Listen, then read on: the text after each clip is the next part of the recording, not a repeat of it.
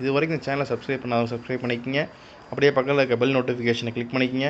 இதனால் உங்களுக்கு எந்த வீடியோ புதுசாக போட்டாலும் உங்களுக்கு உடனே அப்டேட் ஆகும். இப்போ பார்த்தது இந்த கொஸ்டினில் என்ன சொல்லியிருக்காங்க அப்படின்னா, ஒரு ஃபிக்சர் லிங்க் இருக்குது. அந்த ஃபிக்சர் லிங்க்கில் சின்ற கேபிள் வந்திருக்கு. இந்த சின்ற கேபிளில் பார்த்தோம் அப்படின்னா 2 கேபிள் வந்திருக்கு, ஏ அண்ட் பி வந்திருக்கு. ஸோ இந்த ஏபிக்கு வந்து இங்கே tension FCA, FA, FP, FC act ஆகுது. நார்மலாக எஃப்ஏன்னு சொல்லுவாங்க, டிஏன்னு சொல்லுவாங்க. இதில் வந்து என்ன சொல்கிறாங்க அப்படின்னா, டைரக்ஷன் ரிசல்டன்ட் ஃபோர்ஸோட டைரக்ஷன் வந்து அந்த கேபிள் சி வழியாகவே ஆக்ட் ஆகுது, டவுன்வர்டில் இருக்குது அப்படின்னு சொல்லியிருக்காங்க. அதனால் நம்ம என்ன செஞ்சுக்கலாம் அப்படின்னா, எஃப்சி ஈக்குவல் ஆர்னு எடுத்துருக்கோம். அண்ட் தீட்டா ஈக்குவல் 40 டிகிரி கொடுத்துருக்காங்க, 60 டிகிரி கொடுத்துருக்காங்க. இதை வச்சு நம்ம ப்ராப்ளம் சால்வ் பண்ண போகிறோம். ஸோ இந்த ப்ராப்ளம் சால்வ் பண்ணணும் அப்படின்னா இதை வந்து 3 விதமாக சால்வ் பண்ணலாம். என்ன மெத்தடில் சால்வ் பண்ணலாம் அப்படின்னா, number 1 rectangular component of forces.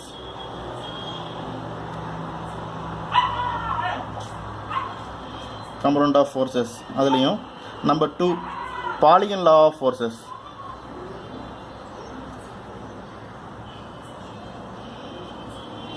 மூணாவது வந்து Lami's theorem.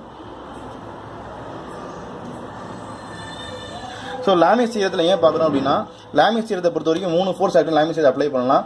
And polygon law பொறுத்த வரைக்கும் எத்தனை ஃபோர்ஸ் ஆன பாலிகன் லா போடலாம். ஆனால் பாலிகன் லா யூஸ் பண்ணோம் அப்படின்னா நம்ம கண்டிப்பாக கரெக்டான ஒரு ஸ்கேலில் யூஸ் பண்ணி வரையணும். ஸோ ஜாமெட்ரிக்கல் மெத்தட், ஜாமெட்ரிக்கல் மெத்தடில் போகிறோம்னா அனலிட்டிக்கல் மெத்தடில் போகலாம். ஸோ அனலிட்டிக்கல் மெத்தடில் பார்த்தோம் அப்படின்னா நம்ம 2 விதமான ஃபோர்ஸ் வந்து 2 விதமான மெத்தடில் போடலாம். ஒன்று வந்து ரெக்டாங்குலர் காம்பவுண்ட் ஆஃப் ஃபோர்ஸஸ், ஆனால் வந்து லாமிஸ் தியரம்.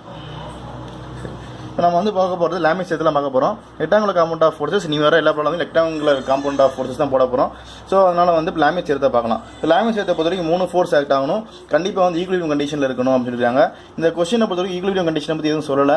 அதனால் நம்ம என்ன செஞ்சுக்கலாம்னா, we assume that this is a equilibrium condition அப்படின்னு சொல்லிக்கலாம். ஸோ லாமிஸ் என்ன சொல்கிறாங்க அப்படின்னா, ஃபோர்ஸுக்கு வந்து சைன் வந்து ப்ரொபோர்ஷனேட்டாக இருக்கும், F3 by sin alpha equal to F2 by sin அந்த மாதிரி ஒரு ஈக்குவேஷன் இருக்குன்னு சொல்கிறாங்க. ஸோ இதில் பார்த்தோம் அப்படின்னா ஃபஸ்ட் நம்ம ஆங்கிள் கண்டுபிடிக்கணும். இந்த ஆங்கிள் கண்டுபிடிச்சோம் அப்படின்னா இதுவும் கண்டிப்பாக 90 டிகிரி இருக்கும். இந்த ஆங்கிள் 90 டிகிரி இருக்கும். ஸோ மொத்தமாக நம்ம கால்குலேட் பண்ணால் எவ்வளோ இருக்கும், 90 + 45 135 டிகிரி இங்கே இருக்கும். இங்கே நம்ம கால்குலேட் பண்ணோம் அப்படின்னா இதுவும் 90 டிகிரி இருக்கும். இந்த 90 + 60 150 டிகிரி இங்கே இருக்கும். இந்த ஆங்கிள் மட்டும் எவ்வளோ இருக்கும் அப்படின்னா டோட்டலாக 180 இருக்கும். இந்த ஆங்கிள் டோட்டலாக 180 இருக்கும். ஸோ 60 + 45 105. ஸோ 180 - 105 பார்த்தோம்னா 75 டிகிரி இருக்குது இந்த ஆங்கிள். சரி, இப்போ இந்த ஆங்கிள் கண்டுபிடிச்சாச்சு. அப்போ நம்ம லாமிஸ் தியரத்தை அப்ளை பண்ணோம் அப்படின்னா இந்த எஃப்சிக்கு ஆப்போசிட்டில் இருக்க ஆங்கிள் வந்து 75. So FC by sin 75 equal to எஃபிக்கு ஆப்போசிட்டில் இருக்க ஆங்கிள் வந்து 135. FB by sin 135 equal to எஃப்ஏக்கு ஆப்போசிட்டில் இருக்க angle 150. So FA by sin 150. So இந்த 3 இது நம்ம எழுதிக்கலாம். 3 எழுதியாச்சு அப்படின்னா நோன் ஃபோர்ஸ் என்ன பார்த்தீங்கன்னா எஃபி மட்டும் தான் நோன் ஃபோர்ஸ். எஃபி எவ்வளோ கொடுத்துருக்காங்க, 4 கிலோமீட்டர் கொடுத்துருக்காங்க. ஸோ இந்த ஒரு ஃபோர்ஸை வச்சு ரெண்டையும் என்ன செய்யலாம் அப்படின்னா நம்ம கண்டுபிடிக்கலாம். ஸோ ஃபஸ்ட் நம்ம 2 எடுத்துக்குவோம். 2 ஃபோர்ஸ் எடுத்துக்கலாம். 2 ஃபோர்ஸ் எடுத்தோம் அப்படின்னா 4 kN divided by sin 135 equal to FA by sin 150. So இந்த மாதிரி ஃபோர்ஸ் இருக்குது. இந்த ஃபோர்ஸ் படி நம்ம இந்த ஈக்குவேஷன் நம்ம அப்ளை பண்ணோம் அப்படின்னா FA ஈக்குவல் டு 2.83 kN கிடைக்குது. இது ஒரு ஆன்சர். FA கண்டுபிடிச்சாச்சு. தென் ரிசல்டன்ட் ஃபோர்ஸ் கண்டுபிடிக்கணும், ஒரு ஆள் TC கண்டுபிடிக்கணும். ஸோ இங்கே TC தான் வந்து FC. ஸோ இங்கே டிசின்னு போட்டிருக்கேன், வந்து எஃப்சின்னு மாற்றிக்கிறேன். சரி, அதுக்கு இந்த 2 ஈக்குவேஷன் யூஸ் பண்ணிக்கலாம்.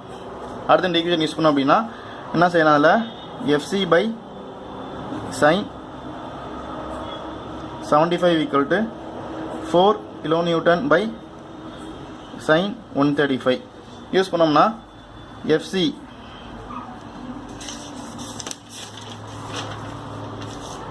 (5.47 kN).